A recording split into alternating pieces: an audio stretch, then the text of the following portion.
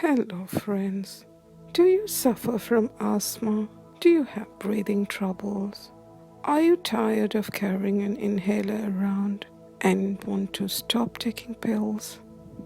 I got an easy solution for you. Welcome to the world of mudras.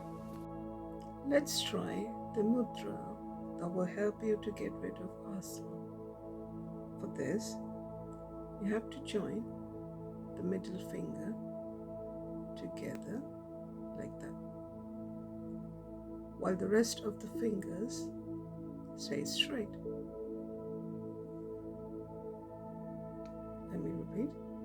The mudra that you use to get rid of asthma is you do joining the two middle fingers like that, while the rest of the fingers stay apart straight like that.